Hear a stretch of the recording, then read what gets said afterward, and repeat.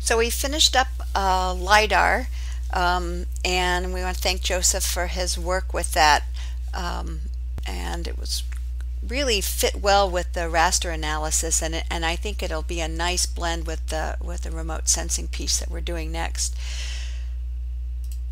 So when we're talking about remote sensing, remember in the beginning of the raster analysis, ArcGIS took us a little bit into that.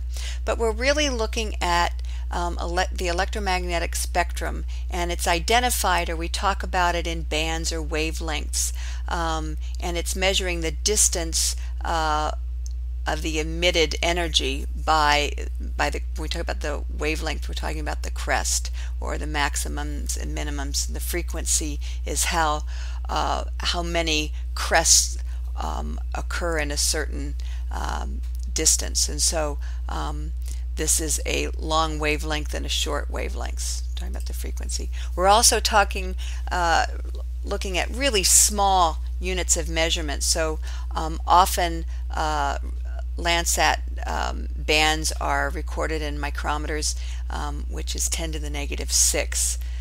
So little units of measurement. And so we did an exercise in class to figure out our height in micrometers. Remote sensing that we're using for this lab is looking at the visible spectrum plus the near infrared and the mid infrared wavelengths or bands of information. So the band assignment, it's nice to get a sense of what we're talking about, and I think there's a handout on Moodle that also talks about the different bands and then band combinations. So make sure that we'll work a lot with band 4 when we do the fire study in ENVI. We'll work with band 7 and 4. If you're going to work with the vegetation indices, you're going to be using a lot of band 4 and 3. So just understand what they're reflecting and what you're looking at. So we talk about these three concepts in the reading: transmission, scatter, and absorption, the different pathways that the sun's energy passes through. And so transmission is just the sending of energy, and then that energy can be scattered or reflected or absorbed. So scattering is by atmospheric particles. The book talks about Rayleigh scattering, and then Mie scattering, and then non-selective scattering. So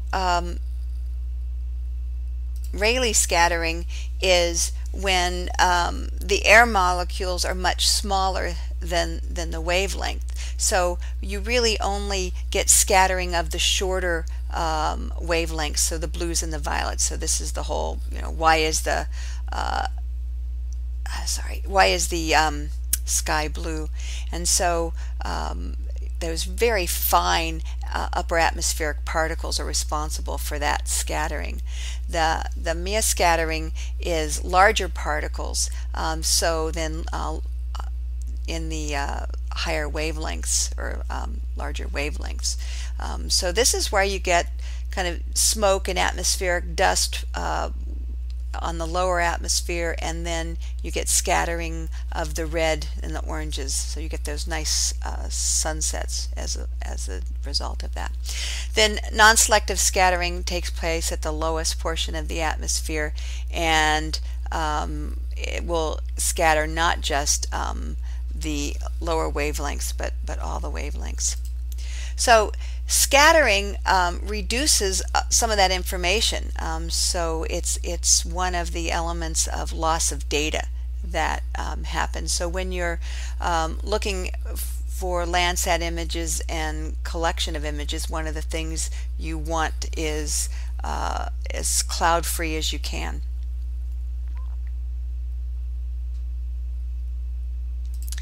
The information that we get from Landsat images is each pixel will come in with a digital number, and that is the number that's just related to each particular band collection. So a scene with bands 1 through 7, that same pixel in each of those bands will have a different digital number or a numeric value.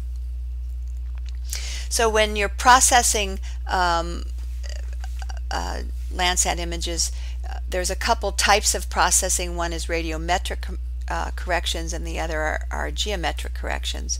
So radiometric corrections can involve correcting for atmospheric changes, or actually calculating the reflectance from the digital number, so that you're not just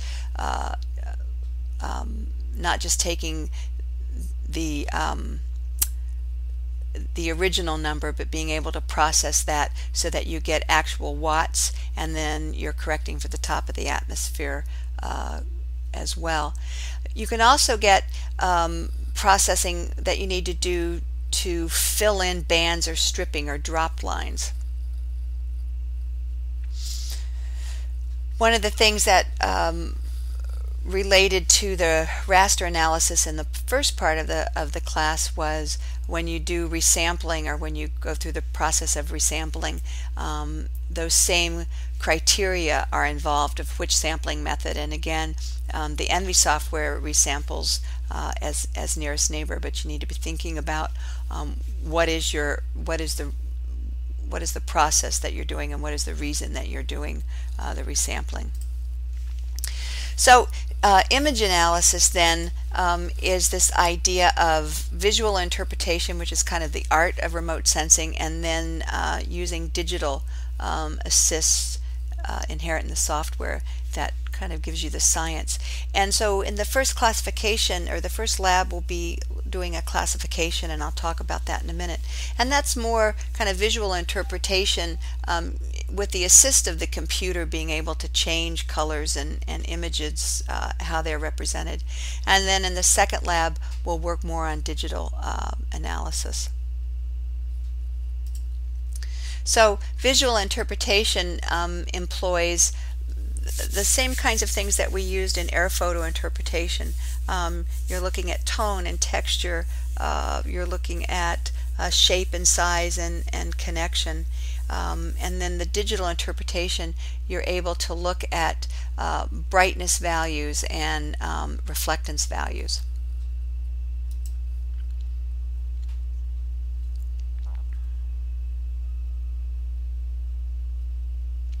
Okay, let me go back to, so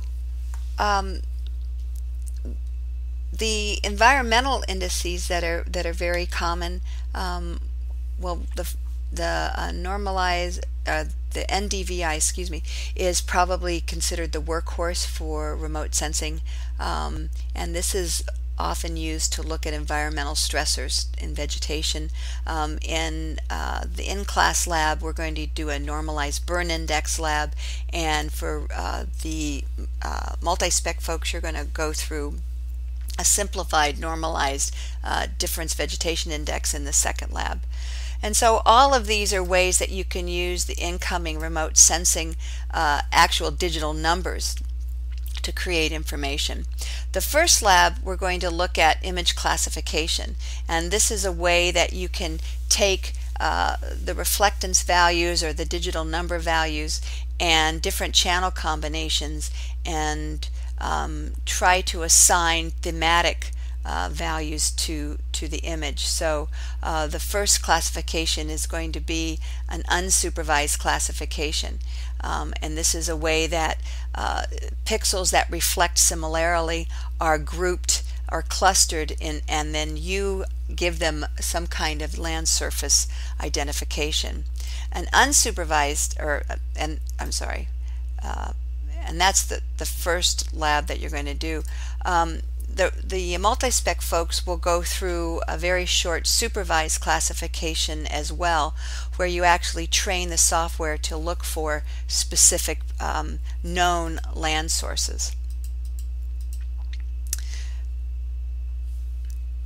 So what I found is that multi-spec will let you have some really good basics and work with the data in a beginning and elementary way, but it will give you enough experience to be able to, for the final project, download your own Landsat images and do some classification or some NDVI work with them, and then in the folks that are working with Envy will have access to kind of higher level analysis skills.